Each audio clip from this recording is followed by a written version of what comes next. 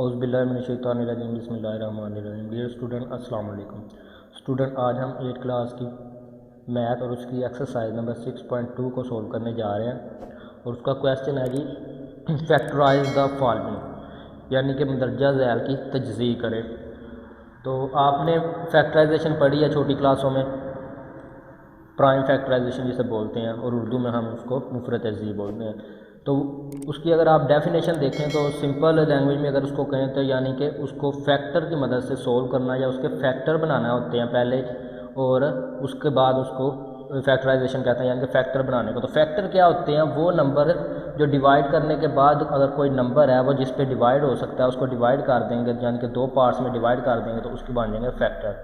ठीक है, जिस तरह अगर मैं यहाँ पे लिख दूँ 25, तो अब अगर इसके फैक्टर बनाने होंगे तो जिस तरह हम इसकी प्राइम फैक्टराइजेशन करते थे तो यहाँ पे आ जाएगा 5 × 5, ठीक है, और इज इक्वल टू 25 आ जाएगा। ठीक है, इस तरह से फैक्टर यानी कि डिवाइड करके आपने फैक्टर बनाने होते हैं, यानी कि इनको डिवाइड कर लेना, अगर वापस इनको मल्टीप्लाई करें तो वही आंसर आए, तो इसको कहते हैं फैक्टराइजेशन, यानी कि फैक्टर करनी है। तो ये तो होती है नंबर की फैक्टराइजेशन, और यहाँ पे हमने करनी है वेरिएबल की भी साथ में है और नंबर भी साथ में है। तो इसकी हमने फैक्टराइजेशन इसी तरह से करनी है। इनका कॉमन फैक्टर जो होगा, यानी कि कॉमन वो हिस्सा या वो वेरिएबल जिस पे हम इसको डिवाइड कर सकते हैं, और उसके बाद जब दोबारा से मल्टीप्लाई करेंगे तो ये बन सकता है। तो कॉमन जो होता है उसको हम बाहर ले जाते हैं। 2 या 3 टर्म जो वाले क्वेश्चन भी आएंगे, तो पहले हम इसको देख एक उससे कर लेते हैं। एग्जाम्पल से मैं आपको करवा देता हूँ। फ़र्ज़ करें यहाँ पे आ जाता है AB प्लस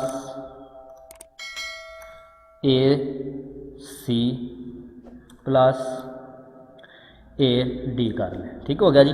अब हमने देखना है कि इन तीनों को हम किस से डिवाइड कर सकते हैं, या ये तीनों कौन सा कॉमन वेरिएबल है जिससे ये मल्टीप्लाई हो रहे हैं, और इसको हम उससे डिवाइड कर देंगे तो वो हो जाएगा। अब देखें इन तीनों में A मौजूद है, यानी कि B के साथ भी A मल्टीप्लाई हो रहा है, C के साथ भी A मल्टीप्लाई हो रहा है और D के साथ भी मल्टीप्लाई हो रहा है। तो A को हम अगर इस तरह से बाहर इसका फैक्टर कर दें, इसको कॉमन ले लें, यानी कि ये तीनों में कॉमन है, तो इसको हम A को बाहर लिख लेंगे और यहाँ पे हमारे पास आ जाएगा A plus B, sorry A तो बाहर चला गया तो A नहीं आएगा, क्योंकि A को हमने कॉमन ले लिया। जो A के बाद जो बाकी थे वो सिर्फ रह जाएंगे B plus C plus D।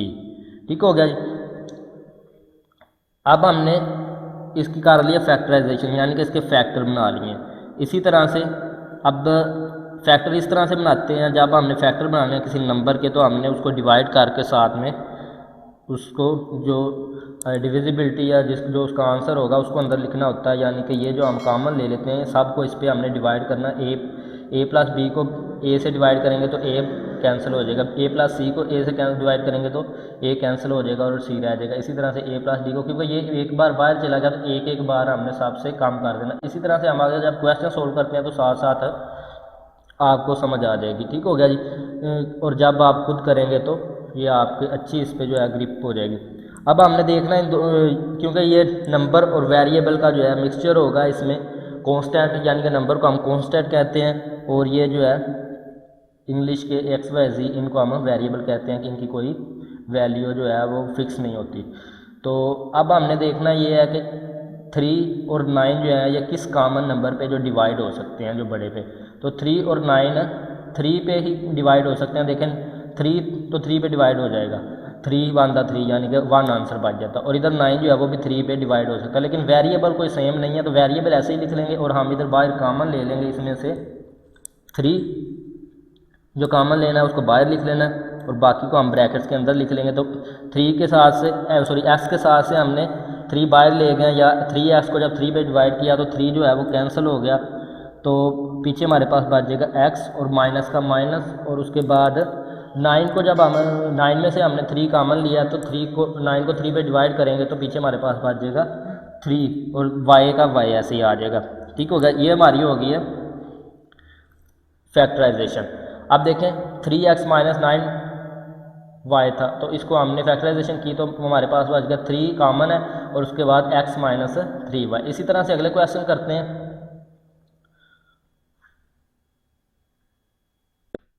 और अगर आपने चेक करना हो कि ये हमारा बन रहा है तो नहीं बन रहा, यानी कि हमारा जो क्वेश्चन है वो ठीक सोल्व हो गया, तो आपने दोबारा से इसको जो कॉमन लिया होगा उसको मल्टीप्लाई करके चेक कर लेना। अब 3 को यानी कि जो बाहर होता है कॉमन, उसको सब से उसमें मल्टीप्लाई होना था, जो ब्रैकेट के बाहर जो भी टर्म्स या नंबर या वेरिएबल जो भी होता है। ठीक हो गया। तो बाहर 3 है तो 3 को जब x से मल्टीप्लाई करवाएंगे तो 3x हो जाएगा, और 3 को 3y से मल्टीप्लाई करेंगे तो 9y आ जाएगा। ठीक हो गया। क्योंकि ये जो नंबर होता है इसमें जब मल्टीप्लाई होना होता है तो नंबर के साथ ही होना होता है। ये जो इसके साथ वेरिएबल के साथ जो नंबर या कांस्टेंट होता है, कांस्टेंट नंबर होता है, तो जिसके साथ कुछ नहीं होता उसके साथ 1 होता है, तो 3 1 द 3, और 3 इसके साथ 3 है तो 3 3 द 9। ठीक हो गया। वेरिएबल ने वेरिएबल से मल्टीप्लाई होना था, या उनकी पावर जो होती है वो प्लस माइनस होनी होती है, लेकिन जो होते हैं नंबर उनको ये जो वेरिएबल के साथ कांस्टेंट नंबर होता है उसके साथ ही उसने मल्टीप्लाई होना होता है। अब हम जो है क्वेश्चन नंबर 2 को सोल्व करते हैं, इसके पार्ट नंबर 2 को।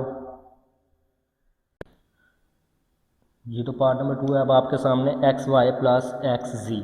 अब हम सिंपली इसको सोल्व कर सकते हैं। इसमें नंबर तो है नहीं, कांस्टेंट नंबर जो है वो 1 नहीं है, तो इसके वेरिएबल है। अब वेरिएबल हमने देखना वो कॉमन कौन सा है, वो जो है 2 टर्म है तो दोनों में कॉमन देखना होता है, 3 हो तो तीनों में कॉमन देखना होता है। तो यहाँ पे x जो है वो दोनों में कॉमन है, यानी कि x इसके साथ भी है तो x इसके साथ भी है, तो x हम इन कॉमन बाहर ले लेंगे और अंदर से जो है x जो है वो हमारा कैंसिल हो जाएगा। तो इसको हम इस तरह से कर लेंगे, x बाहर कॉमन आ जाएगा और इधर से x चला गया, हमारे x y था तो पीछे रह गया y, और प्लस तो x z था यहाँ पे, तो x साथ से चला गया तो पीछे रह गया z। ये ले लीजिए आपका पार्ट नंबर 2 भी सोल्व हो गया। सॉरी यहाँ में नहीं लिखना।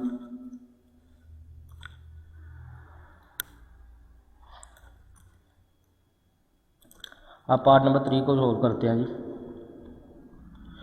जी तो पार्ट नंबर 3 अब आपके सामने 6ab माइनस 14ac। तो आपने क्या करना है, सबसे पहले इस क्वेश्चन को आपने ऐसे लिखना होता है एक बार और उसके बाद सोल्व करना होता है। तो क्वेश्चन को दोबारा से आप लिखेंगे, तो यहाँ पे हमारे पास पहले इसको लिखेंगे 6ab माइनस 14ac, तो ये आ जाएगा 6ab माइनस 14ac। ठीक हो गया जी। अब हमने देखना ये है कि इनमें से अब दोनों नंबर्स भी हैं और वेरिएबल भी हैं। पहले देखना नंबर कौन सा कॉमन है और उसके बाद वेरिएबल कौन सा कॉमन है। तो वेरिएबल को हम देख सकते हैं ए इसके साथ भी है और ए इसके साथ भी है। ठीक हो गया जी। अब नंबर है 6 और 14। देखिए 14 6 पे तो डिवाइड हो नहीं सकता, तो आपने वो कॉमन नंबर लेना जिस पे ये दोनों डिवाइड हो सकते हैं। तो वो कॉमन नंबर हम लेंगे, कॉमन से मुराद एक जैसा जो दोनों में कॉमन है, वो एक ही नंबर जिस पे दोनों डिवाइड हो सकें या दोनों में मौजूद हो, तो वो होता है कॉमन। ठीक हो गया। कॉमन फैक्टर होता है, वो फैक्टर लेना हमने। तो अब 6 जो है 2 पे डिवाइड हो सकता है और 14 भी 2 पे डिवाइड हो सकता है। उसके बाद 6 3 पे हो सकता है, लेकिन 14 जो है वो 3 पे नहीं हो सकता। 6 उसके बाद किसी पे डिवाइड नहीं होता, ये 2 और 3 पे होता है। तो इन दोनों में से जो कॉमन बड़ा होता है, यानी कि HCF लेना होता है, हाईएस्ट कॉमन फैक्टर हमने लेना होता है बाहर। तो इनमें से एक ही, यानी कि हम 2 को कॉमन ले सकते हैं, 3 को नहीं ले सकते। तो 3 जो 6 जो है वो 6 तो 2 और 3 पे डिवाइड हो सकता है, इसलिए 6 के जो है वो डिविजिबल या वो 2 ही हैं फैक्टर जो हैं। तो 14 के ज़्यादा हो सकते हैं, यानी कि ये 7 पे भी हो सकता है, लेकिन हम क्योंकि 3 को नहीं ले सकते तो 2 को लेंगे। अब यहाँ पे हमारे पास आ जाएगा 2 और a दोनों के साथ कॉमन है, तो हमने यहाँ पे वेरिएबल को भी कॉमन लेना है और कांस्टेंट नंबर को भी कॉमन लेना है। तो यहाँ पे हमारे पास आ जाएगा 2a, तो 2a को हम कॉमन ले लेंगे और उसके बाद हमारे पास अंदर जो बचेगा a बाहर चला गया तो पीछे हमारे पास b, और जो नंबर हमने कॉमन लिया 6 था तो 6 में से 2 बाहर चला गया, यानी कि 6 को अगर 2 पे डिवाइड करेंगे तो पीछे बच गया 3 और a बाहर चला गया तो 3b इधर रह गया। और उसके बाद माइनस 14 को 2 पे डिवाइड करेंगे तो ये रह जाएगा 7 और a बाहर चला गया तो ये अंदर रह जाएगा c। ठीक हो गया जी। तो यही इसका आंसर है। उसके बाद हम नेक्स्ट क्वेश्चन देखते हैं, तो नेक्स्ट क्वेश्चन को सोल्व करते हैं। पार्ट नंबर 4 है अब आपके सामने 3m का क्यूब, यानी कि m की पावर 3 कह रहे हैं इसको, np माइनस 6m स्क्वायर और n। ठीक हो गया जी। अब हमने इसको सोल्व करना है, तो इसको हम सोल्व करने के लिए एक बार दोबारा से लिखेंगे और उसके बाद इसको नेक्स्ट सोल्व करते हैं। ये मैंने दोबारा लिख लिया इसको, और उसके बाद हमने अब देखना है सबसे पहले जो कांस्टेंट नंबर होता है या कांस्टेंट होता है वो कौन सा है। इसमें 3 है और 6 है, यानी कि 6 जो है वो 3 पे डिवाइड हो सकता है। आपने देखना दोनों में से जो छोटा होता है, अगर तो बड़े वाला जो है छोटे पे डिवाइड हो सकता है तो छोटे वाले को आपने कामन ले लेना। और अगर नहीं हो सकता फिर ये देखना है कि दोनों जो है वो किस किस पे डिवाइड हो सकते हैं, और जो कामन होगा और बड़ा होगा उस पर आपने यानी कि वो दोनों में जो एक जैसे पे डिवाइड हो सकते हैं उसको आपने बाहर कामन ले लेना होता है सिंपली। और उसके बाद बाकी रह जाता है हमारे पास वेरिएबल। तो वेरिएबल की पावर 3 है, यानी कि वेरिएबल जो है वो इसमें 3 टाइम मल्टीप्लाई हो रहा है। तो और उसके बाद ये जो m की पावर 3 है, और इधर m का स्क्वायर है यानी कि m की पावर 2 है, तो m जो है वो 2 टाइम मल्टीप्लाई हो रहा है। तो यानी कि इसमें 3 मरतबा m और इसमें जो है 2 मरतबा m है। जो छोटे वाला होगा वो बाहर ले लेंगे हम, ताकि इधर कामन जो है वो छोटे वाला होता है। और अब हमने क्या करना है, और n इसमें भी है और n इसमें भी जो है वो मौजूद है। ठीक है जी। अब हम यहाँ पे पहले तो कांस्टेंट नंबर का कामन लेंगे, तो कांस्टेंट नंबर हमारे पास जो आएगा वो है 3। तो 3 कामन ले लिया, और उसके बाद अंदर 3 कामन कांस्टेंट ले लिया, और m की पावर 2 हम कामन लेंगे, क्योंकि अगर कामन है एक जैसे हैं वेरिएबल, और जो छोटी पावर वाला होता है उसको हमने बाहर उसका कामन लिखना होता है। और उसके बाद n भी दोनों में मौजूद है, तो n को भी हम कामन ले लेंगे, यानी कि वो दोनों में कामन है, एक जैसा है। उसके बाद हमने क्या करना है जी, उसके बाद जो बाकी रह गया उसको लिखना है। 3 कामन बाहर चला गया, तो इधर बाकी m की पावर 2 भी बाहर चला गया, 3 में से 2 चले गया, यानी कि इधर 3 टाइम मल्टीप्लाई होना, 3 दफ़ा m लिख के ज़रब हो रहा है, और 2 दफ़ा तो बाहर चला गया, तो जो 2 पावर है वो बाहर चलेगी, तो इधर बाकी m की एक रह गया, m को हमें सिंपल लिख रहे हैं। n सिंपल एक ही है, तो एक तो बाहर चला गया इसमें से भी, और बाकी इधर रह जाएगा p। और इधर हमारे पास आ जाएगा -6 में से 3 कामन चला गया, यानी कि 6 को आप 3 पे डिवाइड करेंगे तो ये हमारे पास आ जाएगा 2। और m की पावर 2 है, तो 2 ही हम बाहर ले गए हैं, और n भी हम बाहर ले गए हैं, तो कामन चला गया, तो ये हमारे पास आंसर आ जाएगा इसका 3m² - nmp - 2। नेक्स्ट हमारे पास 30x³ - 45xy। ठीक हो गया जी। अब आप इसमें भी हम उसी तरह से करेंगे। तो वेरिएबल जो है इसमें 2 हैं, 30 और 45, और x इसमें भी है और x इसमें भी मौजूद है। तो पहले हम देखेंगे कि वेरिएबल में जो है वो फैक्टर कौन सा कामन है, यानी कि ये किस से पे जो है वो डिवाइड हो सकते हैं, वो जो हाईएस्ट कामन फैक्टर हमने लेना है। तो 30 जो है वो सिंपली 3 पे डिवाइड हो सकता है, उसके बाद 5 पे डिवाइड हो सकता है, और उसके बाद 10 पे भी हो सकता है, और 15 पे भी हो सकता है। 15 के बाद ये किसी पे डिवाइड नहीं हो सकता। और उसके बाद अगर इधर 45 को देखें तो ये हो सकता है 5 पे, 3 पे और 9 पे, और ये हो सकता है 15 पे, यानी कि ये भी हो सकता है, ये भी हो सकता है। इसको आपने देखना है, इसका जो बड़े वाला जो होता है, यानी कि बड़े वाला हिस्सा जिस पे ये डिवाइड हो सकता है वो देखना है। तो उस पे ये हो सकता है जो बड़े वाला नंबर होगा दूसरा वो डिवाइड हो सकता है। अगर नहीं हो सकता तो फिर उससे छोटा और उससे छोटा, यानी कि वो कॉमन लेना हमने वो जो बड़ा। तो ये दोनों जो है वो बड़े किस नंबर पे डिवाइड हो सकता है, दोनों बड़े 15 नंबर पे डिवाइड हो सकते हैं। 15 से बड़े किसी नंबर पे ये दोनों डिवाइड नहीं हो सकते। 15 से छोटे पे हो सकते हैं, लेकिन 15 से बड़े पे नहीं हो। तो 15 कॉमन है जिस पे ये दोनों ही डिवाइड हो सकते हैं। तो 15 से बड़ा कोई ऐसा नंबर नहीं है जिस पे ये दोनों ही डिवाइड हो सकते हो। ठीक है जी। तो उसलिए हम बाहर जो कॉमन लेंगे वो लेंगे 15, और एक बार क्वेश्चन को दोबारा लिख लेंगे, और उसके बाद हम बाहर कॉमन लेंगे, वो आएगा हमारे पास 15। जो वेरिएबल हमने कॉमन लिया है, और सॉरी कांस्टेंट नंबर कॉमन लिया है, और वेरिएबल हमारे पास इधर एक्सिस में भी है और एक्सिस में भी है। एक्स इधर इसमें 3 टाइम है और इसमें सिंगल एक्स है, यानी कि एक मरतबा ही है। तो एक मरतबा या छोटे वाला जो होता है वेरिएबल में से हमने लेना होता है छोटी पावर वाला, तो एक्स को हम कॉमन ले लेंगे यहाँ पे, और अंदर जो है वो हमारे पास ब्रैकेट्स के अंदर आ जाएगा 30 में से 15, यानी कि 13 को 50 पे डिवाइड किया तो हमारे पास 2 बाकी बच गया। तो 2x, एक्स की 3 है तो एक्स एक एक्स बाहर चला गया, तो बाकी x की पावर 2 इधर हमारे पास बाकी रह जाएगा।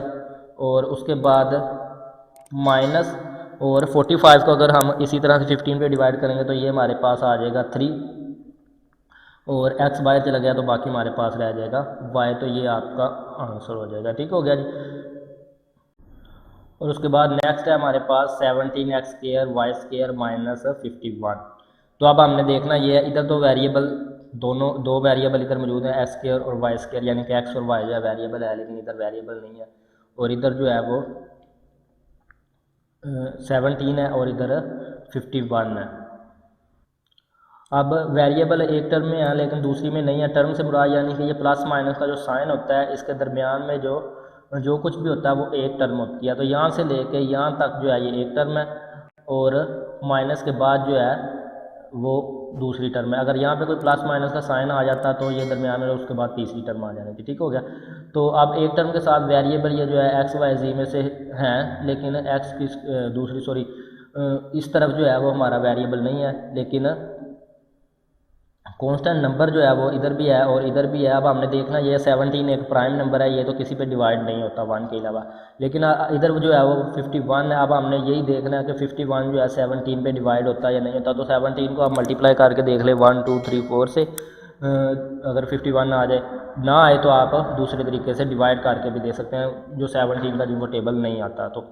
ठीक है, तो 17 के टेबल में आता तो 17 3 द 51 होता है। तो अब हम कॉमन लेंगे, जो 17 को लेंगे, क्योंकि 17 पे ही डिवाइड हो सकता है, तो 17 इधर हमारे पास आ जाएगा कॉमन। इसको पहले एक बार लिख लेंगे क्वेश्चन को, और उसके बाद इसको लिखेंगे 17 को हम कॉमन ले लेंगे, और क्योंकि वेरिएबल को जो है हम कॉमन नहीं ले सकते, वो एक ही टर्म में है, तो इधर वो वेरिएबल हमारे ऐसे के ऐसे ही आ जाएंगे, x square plus y square, और -51 को हम जब डिवाइड करेंगे 17 पे तो वो आ जाएगा 3। तो इसको लिख लेते हैं x square y square minus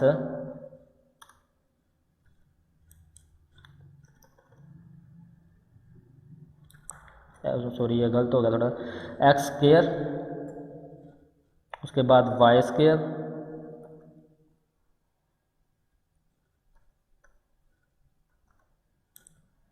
और उसके बाद माइनस, और 15 था, 15 में से 17 तो कॉमन चला गया, यानी कि 15 को आप डिवाइड करेंगे 17 पे तो हमारे पास बच जाएगा 3।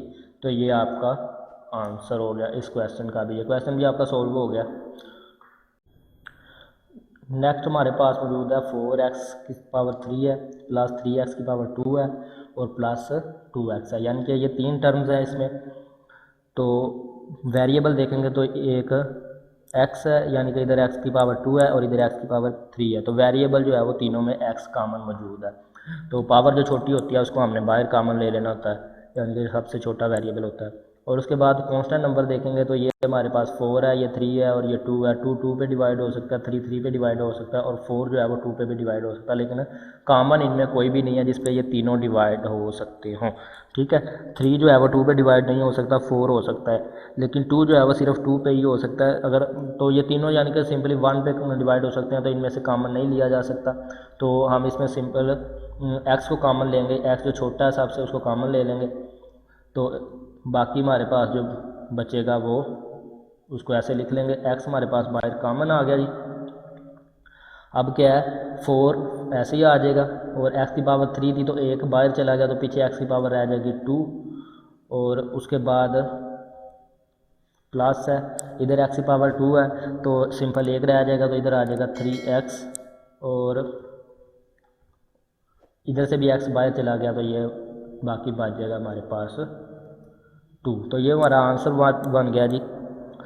तो इसको आप दोबारा से अगर मल्टीप्लाई करके दे सकते हैं, तो 4 को जब मल्टीप्लाई करवाएंगे तो सॉरी x को मल्टीप्लाई करवाएंगे 4x स्क्वायर से, तो वेरिएबल ने, क्योंकि वेरिएबल से ही मल्टीप्लाई होना होता है, और इसके साथ अगर कोई कांस्टेंट नंबर होता तो उसने कांस्टेंट के साथ मल्टीप्लाई होना। तो वेरिएबल एक ये और x की पावर 2 और तीसरी मरतबा ये जब ज़रब होगा तो x की पावर 3 हो जाएगी, और इसी तरह से इधर x की पावर 1 है तो 1 पावर वाला x, यानी कि x से मल्टीप्लाई होगा तो 2 टाइम x हो जाएगा, तो x की पावर 2, और इधर 2 के साथ जब x मल्टीप्लाई होगा तो इधर कोई वेरिएबल है नहीं तो x इसके साथ वैसे ही आ जाएगा, तो 2x हो जाएगा। ठीक है जी, अब नेक्स्ट क्वेश्चन को सोल्व करते हैं। नेक्स्ट है हमारे पास 2p की पावर 2 माइनस 4p की पावर 3 प्लस 8p।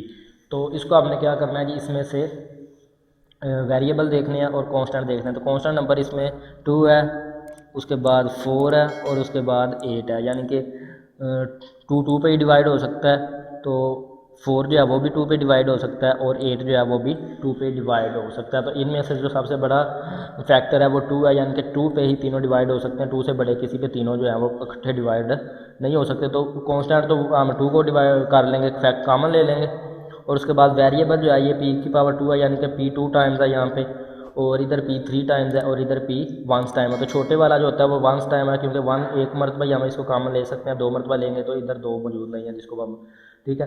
तो इधर से हम यानी कि एक बार p कॉमन लेंगे, p को कॉमन लेंगे, और इधर से 2 को कॉमन लेंगे, तो ये हमारे पास बाहर कॉमन आ जाएगा 2p, और उसके बाद हमने करना क्या, इधर से 2 बाहर चला गया तो पीछे एक पी बाहर चला गया तो सिंपल एक पी बाकी रह गया। -4 है तो -4 की जगह पे 2 आ जाएगा, और p की पावर 3 थी तो p की पावर 2 इधर बाकी रह जाएगी। और उसके बाद +8 है तो 8 को 2 पे जब डिवाइड किया यानी कि इसमें से 2 कॉमन चला गया तो बाकी हमारे पास 4 रह गया, और p एक ही था तो वो यहाँ से बाहर कॉमन चला गया तो बाकी हमारे पास ये आ जाएगा जी इसका आंसर। और क्वेश्चन नंबर 9 है अब आपके सामने, x³ y - x² y plus xy² यानी कि x की पावर 3 y और उसके बाद -x की पावर 2 y और उसके बाद प्लस xy की पावर 2। इसमें वेरिएबल कांस्टेंट नहीं है तो कांस्टेंट तो हम कॉमन लेंगे नहीं है, वेरिएबल दो हैं यानी कि इसमें भी x और y है, इसमें भी x और y है और इसमें भी x और y मौजूद है। तो यहाँ पे हम क्या करेंगे, हम इसमें से कॉमन लेंगे हम